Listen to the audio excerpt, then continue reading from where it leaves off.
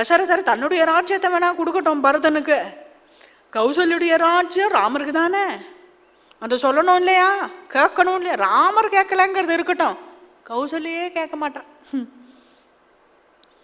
கௌசல்யே கேட்க மாட்டான். ஆழிசூழ் உலகம் எல்லாம் பரதனே, எல்லாம் அவனே ஆளணும். அப்படியா, நாளைக்கு பட்டாபிஷேகம் என்ன ஏற்பாடு ஆயிருக்கோ அது பரதனுக்கு நடக்கணும். ரொம்ப சந்தோஷம்தான் அதில் ராமருக்கு. தானே ஆளணும்னு அவர் கட்டாயம் நினச்சிக்கல, பரதனை ஆள்றதுல இவருக்கு சந்தோஷம்தான். அப்புறம் நான் என்ன பண்ணணும்னா, நீ போய் நீங்கள் இருக்கக்கூடாது, போயிடணும். 14 வருஷம் வனவாசமாக போயிடணும். அதானே, போனால் போச்சு. காட்டில் போய் அழகாக பெரிய பங்களோ கட்டின்ட்டு சந்தோஷமாக இருந்துட்டு ரிசார்ட்டில் வராப்புல போய் இருந்துட்டு வரலாமே. அப்படிலாம் இல்லை. பூழி வெங்கானம் நன்னி புண்ணிய புனல்களாடி ஒரு காட்டில் போய் சந்தோஷமாக இருந்துட்டு சித்திரக்கூட்டத்தில் அப்படியே 14 வருஷம் ஓட்டிட்டு வந்தோங்கிறது கிடையாது. இந்த காடு அந்த காடு, இந்த நதி அந்த நதின்னு பூரா சஞ்சாரம் பண்ணணும். தேவனேன வனம் கத்வா அப்படின்னு சஞ்சாரம் பண்ணி அப்படியே போயிட வேண்டியதுதானா? அப்படி இல்லை, 7 வாயென்று 14 வருஷத்துல வரலாம் அப்படின்னு நான் சொல்றேன், நான் வரம் கேட்டேன் அப்படின்னு சொல்லலாம் மொழியோ. இயம்பினன் அரசன் என்றாள். ராஜா சொன்னார்ப்பா, அதை அவர் தானே சொல்றதுக்கு தயக்கப்பட்டு சொல்லணும், இப்படி சொல்லாம இருக்கார் அப்படின்னு. உடனே இல்லை அவர் சொல்லட்டும் அப்படின்னு எதிர்பார்க்கல ராமர். அவர் சொன்னா தான் நம்புவேன் அப்படின்னு சொல்லலை. என்னமா நீ இப்படி கேட்கலாம் அப்படின்னு வீருண்டு கிளம்பல. அடுத்த பாசுரம் இங்க என்ன சொல்றாருன்னா, மன்னவள் பணி என்றாகில் நும்பணி மறுப்பனோ. அப்பா சொன்னான்னு சொல்லணுமாம்மா, நான் நினைக்கிறேன்டா அப்படின்னாலே நான் போயிட போறேம்மா. என்ன இவ்வளோதானா புரிஞ்சுட்டேள்மா நீங்க? நாகம் அர்த்தபரோ தேவி லோகம் ஆவத் சுமுத்சே வித்தி மாம் ரிஷிபிஸ்துல்யம் விமலம் தர்மமாஸ்திதம். இப்படி நேர்ந்ததேன்னு நினைச்சுட்டு நான் கவலைப்படலை, இப்படி என்னை புரிஞ்சுக்காம போட்டேலேம்மா அப்படின்னு எனக்கு வருத்தமா இருக்கு. வெறும் ராஜ்யத்துக்கு ஆசைப்படக்கூடியவன்னு என்ன நீங்க நினைச்சுட்டேலாமா? நான் தாராளமா கிளம்புறேம்மா. இந்த பாசுரம் முடிகிற அழகு, விடையும் கொண்டேன், விடை பெற்றுக்கிறேன், இப்போதே போறேன் அப்படின்னு சொல்லிவிட்டார். தசரதர் அப்போதும் ராமரை கன்வின்ஸ் பண்ண ட்ரை பண்றார், ஒன்றும் நடக்கல. என்ன நினைக்கிறார் தசரதர்னா, தாம் பட்டம் கட்ட மாட்டார், ராமரே பட்டம் கட்டுட்டா தேவலை. பட்டாபிஷேகம் எப்படியாவது நடக்கணும்னு ஆசை, பட்டாபிஷேகம் எப்படியாவது நடந்துட்டான் தேவலைன்னு தோன்றது. ஆனால் தான் கொடுத்த வார்த்தையை மீற அவரால் முடியல. ராமரே பட்டம் கட்டிட்டான் அப்படின்னா அதில் அவர் திருப்தி அடைஞ்சிடுவார். அதற்கான புள்ள ராமர் கிடையாது, அதற்கான புள்ள ராமர் கிடையாது. என்ன அவன் சத்தியத்தையே காப்பாற்ற மாட்டேங்கிறான். இவரை பாருங்க, அப்பா எப்பயோ கொடுத்தா வரான் அந்த சத்தியம், அதை காப்பாற்றுறதுக்கு பேர்பட்ட ஒரு திருடனிஷ்டனா இப்படி நிற்கிறார். கூடவே தான் லக்ஷ்மண சுவாமி நின்றுட்டு இருக்கார். இவ்வளோ நடக்கறச்ச அவர் பேசலாம் இல்லையா? அப்புறம் அவ்வளோ குதிக்க போறார் பின்னாடி அவ்வளோ ஆத்திரப்பட போறார். இப்போ பேசலாமேன்னா வாயே திறக்கல, ஸ்தம்பிச்சு போயிட்டு. இப்படி ஒருத்தர் சொல்லும்போது நம்ம அண்ணா ராமனை தவிர வேற யார் இப்பேற்பட்ட ஒரு பெரிய குணத்தோட நடந்துக்க முடியும் அப்படின்னு அவருக்கே ஆச்சரியப்பட்டு போயிடுது. ஸ்தம்பிச்சு பார்த்துட்டு இருக்கிறார் இங்க நடக்கக்கூடிய விஷயங்களை. ராமர் பட்டுன்னு வெளியில வந்துட்டார். நேர கௌசல்யா அம்மாட்ட போய் சொல்லிட்டு போகணும்னு தோன்றது. அம்மாட்ட போய் என்னன்னு சொல்லுவேன்? தாரயன் மனசா துக்கம் இந்திரியாணி நிகிருஹ்யசே. என்னன்னு சொல்றது? இப்படி கிளம்புறோம், இப்படி ஆடுதுன்ற துக்கம் அதனாலயா? இல்லை, அதனால இல்லை. அம்மாவோ ரொம்ப ஆசையா பட்டாபிஷேகத்தை எதிர்பார்த்துட்டு இருக்காளே, இப்போ போய் அம்மா கிட்ட பட்டாபிஷேகம் இல்லைன்னு நான் எப்படி சொல்லுவேன்? மாதுஹு அப்ரியசம் சிவான்னு. நேரம் அங்கேருந்து வரும்பொழுதே கௌசல்யா அம்மா ரொம்ப சந்தோஷமா ராமரை எதிர்பார்த்து காத்துன்னு இருக்கா. 2 பக்கம் சத்திரசாமராதி உபசாரங்களோட கூட பட்டாபிஷேகம் ஆகி சீதையும் தானுமாக வருவான், அவனை நாம கொண்டாடணும்னு எதிர்பார்த்துட்டு இருக்கும்பொழுது தழைக்கின்ற அந்நாள் முன் தமியன் சென்றான். தழைச்சு ஓங்கக்கூடியதான ஒரு ஹிருதயம் அப்படி எதிர்பார்த்துட்டு இருக்கும்போது இவர் கோன்னா இங்க குடையும் இல்லை, சத்திரமும் இல்லை, சாமரமும் இல்லை, ஒண்ணும் இல்லை. இழைக்கின்ற விதி முன் செல்ல தர்மம் பின் இறங்கியே. என்னமோ ஒரு விதி. விதி என்ன ராமருக்கு உண்டான, ஆனா ஏதோ ஒண்ணு என்னமோ நடக்கிறதோ இல்லையோ, இப்ப விதி தானே என்ன சொல்றது. அந்த விதி முன் செல்ல தர்மம் பின் இறங்கியே. எந்த தர்மத்தை காப்பாற்றணும்னு இவர் சங்கல்பிக்கிறாரோ அந்த தர்மம் என்னை விட்டுடுங்க, பரவாயில்ல, நீங்க பட்டம் கட்டிங்கோங்க, என்ன நான் எப்படியாவது போயிட்டு போறேன்னு அந்த தர்மம் இவர்கிட்ட வந்து கெஞ்சுட்டு இருக்கு, பின்னாடியே கெஞ்சுட்டு வருது. அப்படி வந்து நிற்கிறாராம். கௌசல்யா ராமனை கையை பிடிச்சி அழிச்சுண்டா, தடவி கொடுக்குறான். அப்பா நேற்றிலிருந்து நீ சாப்பிட்ருக்க மாட்ட. வசிஷ்டர் அப்பா எல்லாருமே அப்படித்தான் சொல்லுவா, பட்டினியோட கிடக்கணும்னு. நீ வா, நீ முதல்ல ஏதாவது கொஞ்சமாவது பழ ஆகாரம் பண்ணிட்டு போகலாம், அப்புறம் பட்டாபிஷேகத்துக்கு. பட்டாபிஷேகம் இனிமேதானே பட்டாபிஷேகத்துக்கு போக போறேன், வந்து உட்காந்துக்கோ அப்படின்னு பெரிய இந்த சிம்மாசனம் அதை காட்டுறா. ஏற இறங்க பார்த்தார். அதை அம்மா கிட்ட எப்படி ஆரம்பிக்கிறது அப்படின்னு அவருக்கு மனசுல விஷ்டராசன யோக்யோஹி காலோயம் மாம் உபஸ்திதா. இந்த பெரிய சிங்காசனத்துல உட்கார்ற காலம் இல்லைம்மா எனக்கு. ஏப்பா கண்ணா ஏன் இப்படி சொல்ற? தர்பாசனத்துல உட்கார்ற காலம் வந்திருக்கு. பட்டாபிஷேகம் தான் ஏற்பாடு பண்ணிருக்கு, என்ன நீ இப்படி சொல்றியே? ஆமா,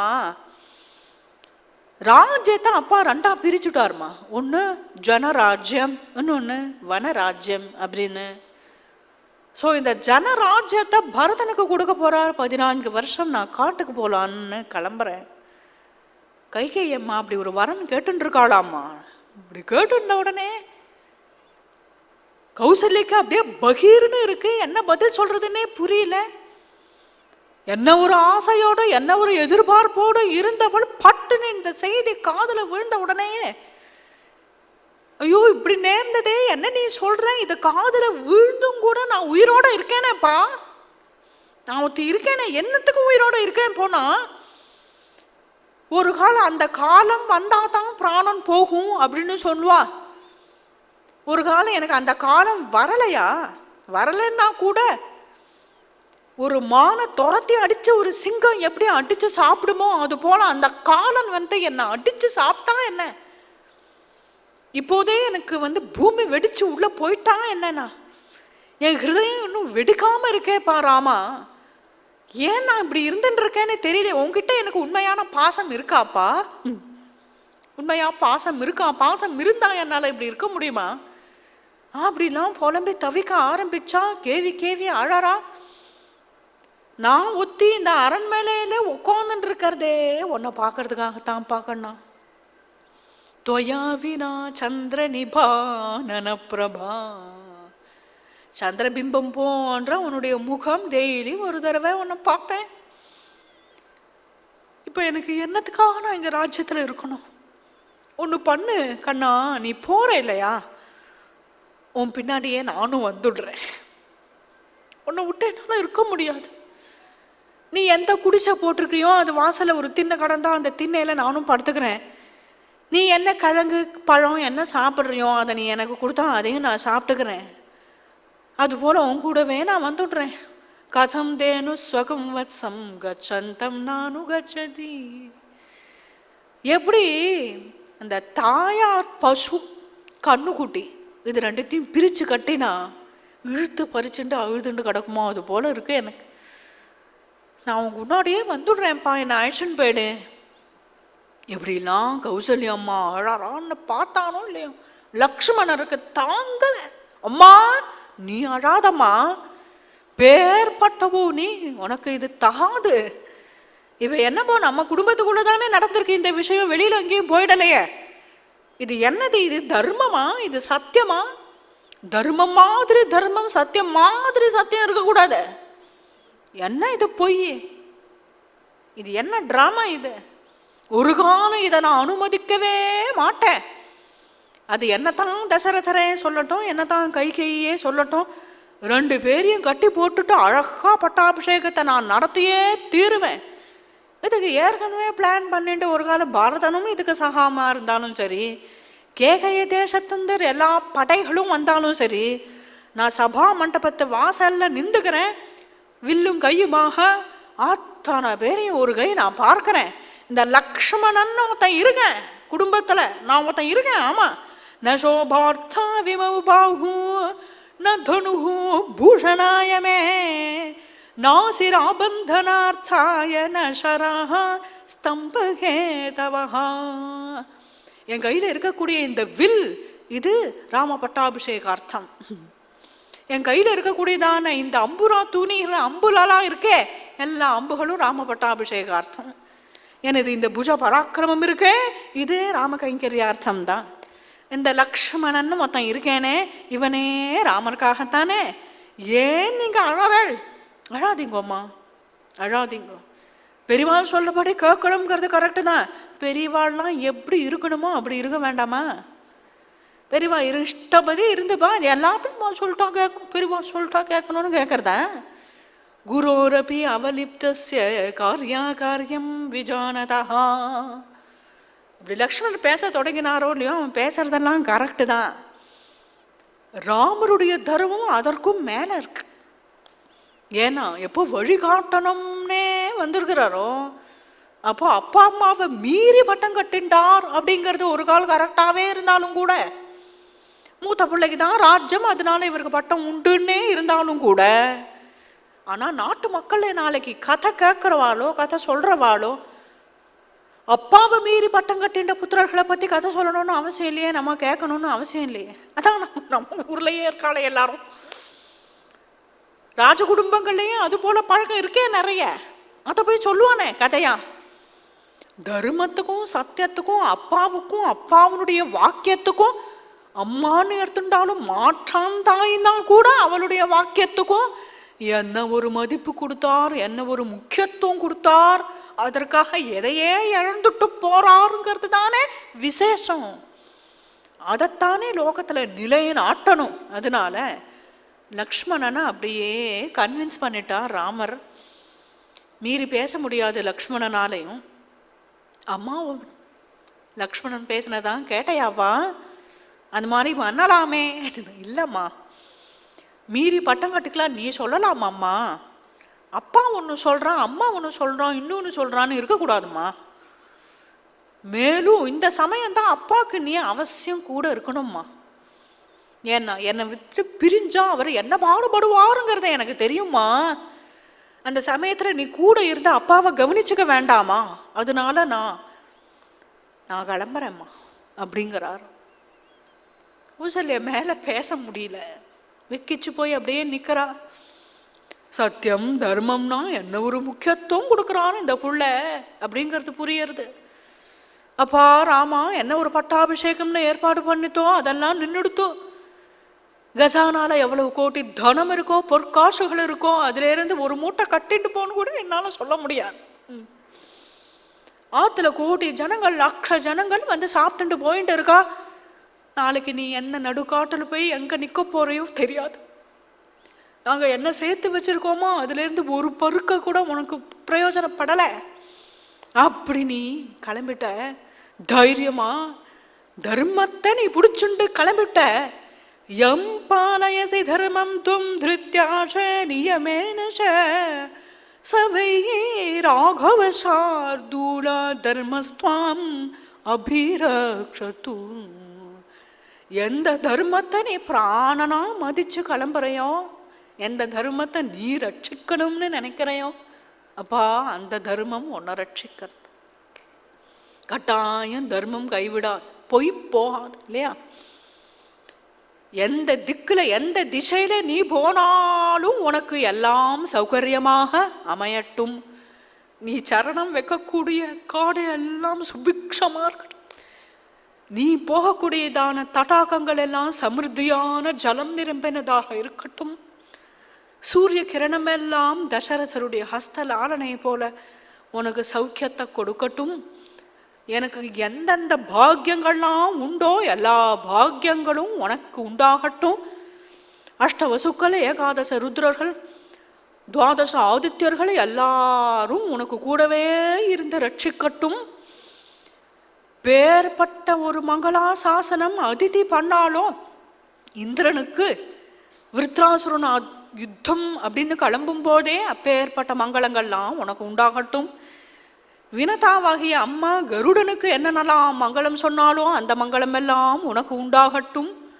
த்ரீன் விக்ரமான் பிரக்ரமதா விஷ்ணோஹோ அமித தேஜசா அதிதிஹே மங்களம் பிராதாத் தத்தே பவது மங்களம்.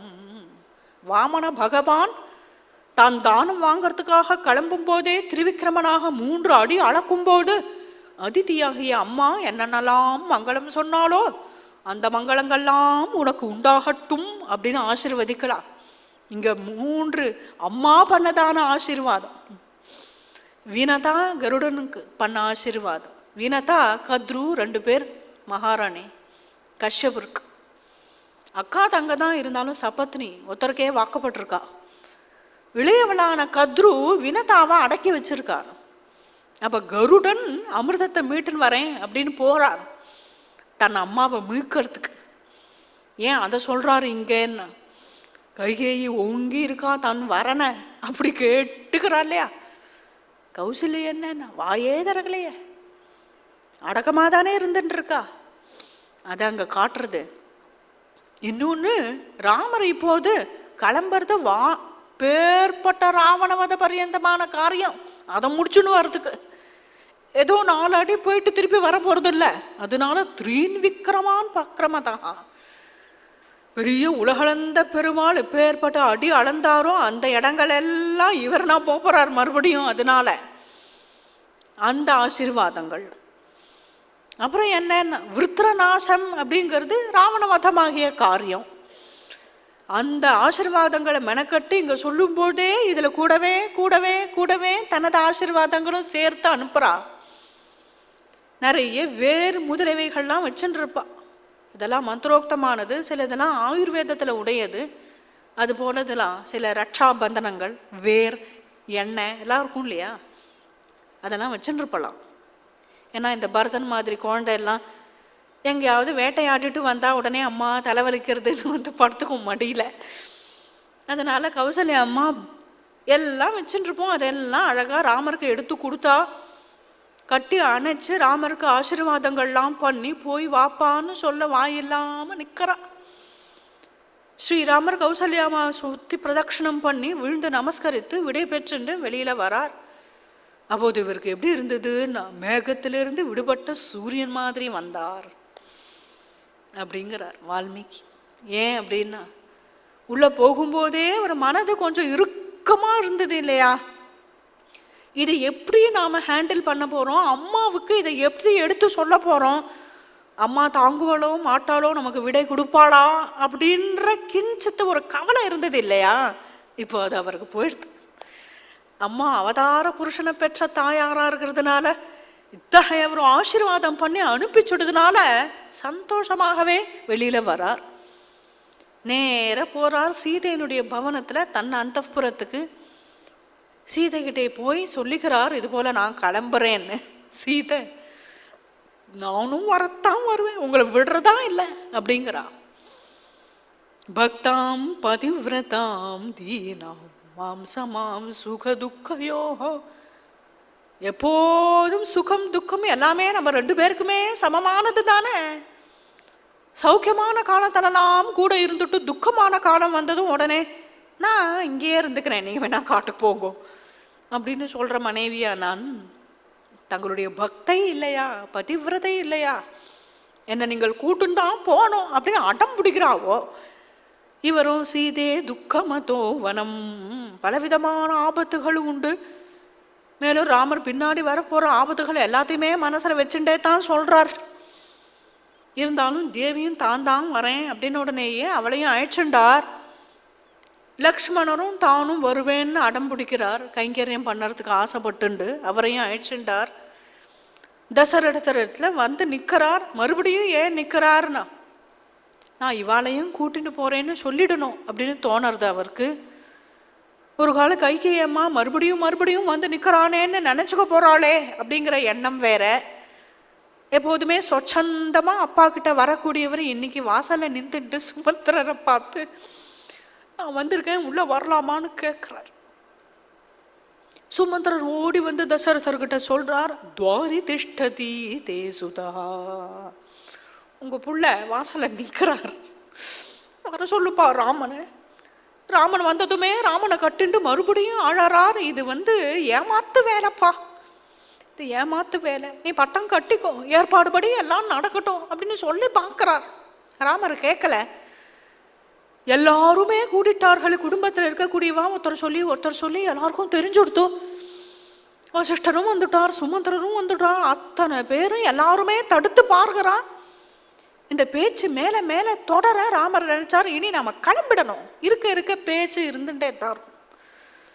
தசரதர் இவர்களை பார்த்து சொன்னார், எனக்கு வனவாசமாக கிளம்புறா தீர்மானம் பண்ணிட்டேன், கூட சீதையும் லக்ஷ்மணரும் வரதுனால அவர்களையும் அழைச்சிட்டு போறேன்னு சொல்றதுக்காகத்தான் நான் வந்தேன். எனக்கு ஒரு மர உரி கொடுத்து நான் கட்டிட்டு போயிடுவேன். கைகையை இந்த பெரிய அரண்மனையில் எங்கே வச்சுருந்தாலோ தெரியல, மொரன்னு இருக்குது, ஹார்டாக இருக்குது. அந்த மர உரையை கொடுக்குறா. ராமரும் வாங்கிட்டார், லக்ஷ்மணரும் வாங்கிட்டு கட்டின்ட்டா. சீதை கையிலையும் போய் கொடுக்குறாளாம். சீதை அதை வாங்கிட்ட உடனேயே அவ கண்ணிலேருந்து கண்ணீர் அரும்புறது. ஏன் அரும்புறது, கண்ணீர் ஏன் விடுறது? பேர்பட்ட ஜனகராஜகுமாரியா பிறந்து தசரத சக்கரவர்த்திக்கு நாட்டு பண்ணா இருந்து லோகாதிபதியா கோசலாதிபதியா இருக்கக்கூடியவரான ஸ்ரீராமபிரானுடைய மனைவியா இருந்துட்டு எனக்கு மரவுரி கட்டுகிறாப்புல ஒரு காலம் வந்துடுதா, எப்படி ஒரு காலம் எனக்கு வந்துடுதா அப்படின்னு நினைச்சுட்டு அழறாளோன்னா இல்லை, சந்தோஷமாவே தான் அவ காட்டுக்கு கிளம்பினா, அட்டம் பிடிச்சுட்டு தான் கிளம்பினா. ஏன் இப்போ அழறான்னா, இதை இவ்வளோ கட்டிடமா இருக்கேன், இதை அருந்ததி அனசூயா முதலிய ரிஷி பத்னிகளெல்லாம் எப்படி கட்டிப்பான்னு தெரியலையே, ரொம்ப ஹார்டா இருக்கே அப்படின்றாளாம். இந்த ஒரு காட்சியை பார்த்தாலோ இல்லையோ அத்தனை பேருமே அழ ஆரம்பிச்சுட்டோம். தசரதருடைய மனைவிகள் அத்தனை பேருமே அழ ஆரம்பிச்சுட்டா. குலுங்கிறது வாளுக்கு கிருதயம். ராமர் கிட்ட வந்தார். அம்மா இது கட்டிக்கிறது ரொம்ப ஈஸி தான், இது இப்படி சொருகிண்டு இதை இப்படி போட்டுக்கோ, மேலாக்கா போட்டுக்கோ அப்படின்னு ராமர் போட்டு விடுறார். பட்டுன்னு இந்த காட்சியை பார்த்துட்டே இருக்கும்போதே ஒவ்வொருத்தரும் விடை பெற்றுக்கும்போது கௌசல்ய சீதைக்கு சுப வச்சனங்கள்லாம் சொல்லி ஒரு மாமியாருங்கிற தோரணையில் ராமரை எப்படிலாம் கவனிச்சுக்கணுங்கிறத சொல்லி அனுப்புகிறா. லக்ஷ்மணன் நேர போய் சுமித்ரா சரணத்தில் விழுந்து விடை பெற்றுக்கிறான். சுமித்ரா தேவி சொல்கிறா, பா லக்ஷ்மணா போய் வாடா, உன்னை நான் பெற்றதே ராம கைங்கரியார்த்தம் தான். ராமம் தசரதம் வித்தி மாம் வித்தி ஜனகாத்மஜா அயோத்தியாம் அடவீம் வித்தி கச்சதாத்த யதா சுகம். ராமர் தான் தசரதர், ராமர் தான் உனக்கு அப்பான்னு நினச்சிக்கோ, சீதையை தான் என்ன அம்மான்னு நினச்சிக்கோப்பா, அவர்கள் எங்கே இருக்காளோ அந்த இடம்தான் அயோத்தியாங்கிறத நினச்சிக்கோ அப்படின்னு சாதாரண அர்த்தம். இன்னொன்று என்ன, பக்ஷி ரதன் கருட வாகனனான பெருமாள் தான் ராமருங்கிறத புரிஞ்சுக்கோ, மா சாட்சாத் மகாலட்சுமியான பிராட்டி தான் தாயாருங்கிறத புரிஞ்சுக்கோ, அவர்கள் எந்த காட்டில் எந்த நாட்டில் எந்த க்ஷேத்திரத்தில் உட்காண்டிருக்காளோ அதுவே தான் ஸ்ரீ வைகுண்டம்ங்கிறத புரிஞ்சுக்கோ, போய் வா அப்படின்னு அனுப்பி வைக்கிறார். விடை பெற்றுட்டு கிளம்பிட்டார் லக்ஷ்மண சுவாமி. மூவருமே இந்த ரசம் வாசலை நிற்கிறது, சுமந்திரர் அதை ஓட்ட அதில் ஏறி உட்காந்துட்டார்கள். வெளியில் எத்தனை ஜனங்களுக்கும் கூடி இருந்தாலும் அத்தனை பேருக்கும் புரிய ஆரம்பிச்சுட்டதுனால எல்லாரும் என்ன பண்ணுறதுன்னே புரியாமல் தேர் காலில் விழுறார்கள். தடுத்து நிறுத்தணும்னு ட்ரை பண்ணார்கள். ராமரோட கூட நம்மளுமே போயிடலாம்டா அப்படின்னு அத்தனை பேருமே கூட அப்படியே ரதம் முதந்துட்டு போகிறது. அயோத்தி வீதியில் வாசல்ல ஓடி வந்துட்டார் தசரதர். எந்த ஒரு மகாராஜா சக்கரவர்த்தி கிளம்பினாக்க எப்பேற்பட்ட சைன்யமாக அணிவகுத்து நிற்குமோ, சத்திர சாமராதி உபசாரங்கள் உண்டோ, எதுவும் இல்லாம ஒத்த ஆளாக வந்து விழறாராம் வாசல்ல. தசரதர், ராமா ராமா போகாத. ராமர் இப்படி திரும்பி பார்க்கிறார். கௌசல்யா அம்மா அங்கே பித்து பிடிச்சவள் போல 2 கையும் தூக்கிண்டு அவர் நின்றுட்டு அழுதுன்னு இருக்கா. சுமந்திரா, கொஞ்சம் ரத்தத்தை மெல்லமா ஓட்டேன்ப்பா, என் பிள்ளைய நான் இன்னும் கொஞ்சம் நன்னா பார்த்துக்கிறேன் அப்படிங்கிறார் தசரதர். ராமரோ சிரம் துக்கச பாபுஷ்டம், என்னால பார்க்க முடியல அப்பா அம்மா நடு ரோட்ல நிக்கிறத, வேகமா ஓட்டு வேகமா ஓட்டு அப்படிங்கிறார்.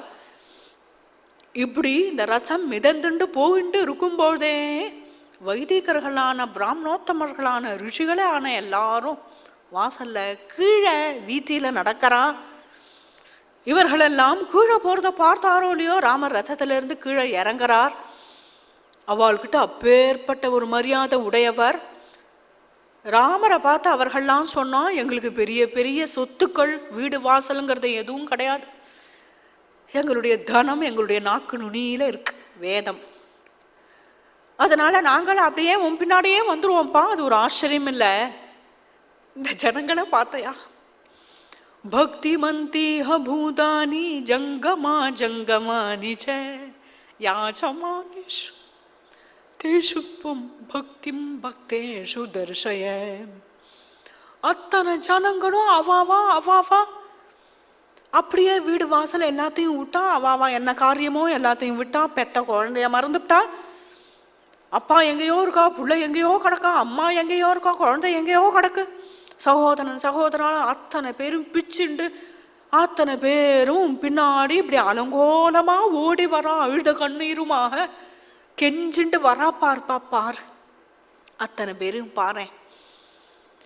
அங்க இருக்கக்கூடிய செடிகள் எல்லாம் கூட அப்படியே வாடி வதங்கி போயிருக்கு, அதை பாரு. பசு பட்சிகள் கூட எல்லாம் அழுதுண்டு நிக்கிறதே, இந்த பறவைகள்லாம் அழுதுண்டு நிக்கிறதே, அதை பார்ப்பா அப்படின்னு காட்டுறார்களாம் இவர்களெல்லாம். ராமர் நிக்கல, அப்படியே இந்த சமுத்திரத்துல இந்த வெள்ளத்துல அப்படியே ரதம் மிதந்துண்டே வந்து சேர்ந்தது தமசா நதி தீரத்துக்கு. அன்றைய தினம் அங்கு தங்குறார்.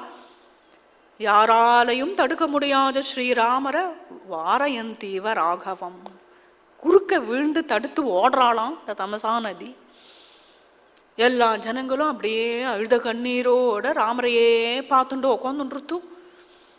ராமர் அவர்களை பார்த்து சொன்னார், பேர்பட்டவன் பரதனுங்கிறது உங்களுக்கு புரியல.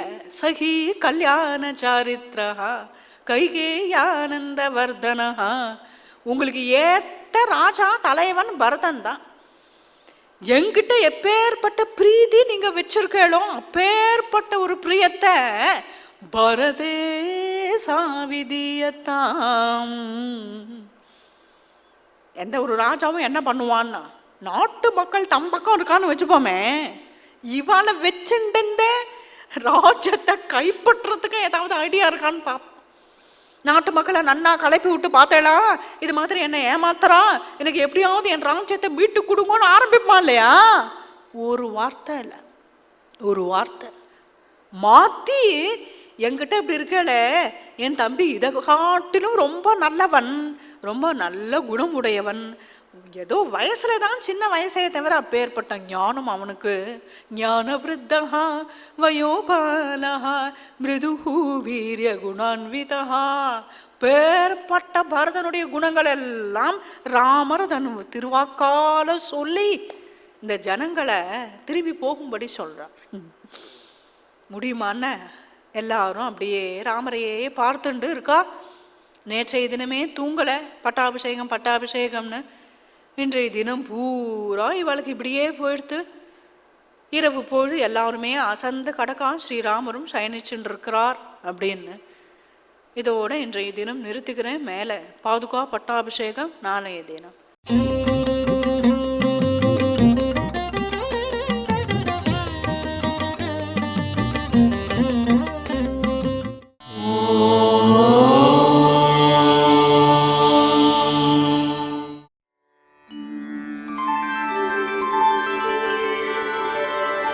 विना वेङ्कटेशम् ननाथो ननाथः सदा वेङ्कटेशं स्मरामि स्मरामि। हरे वेङ्कटेश प्रसीद प्रसीद। प्रियं वेङ्कटेश प्रयच्छ।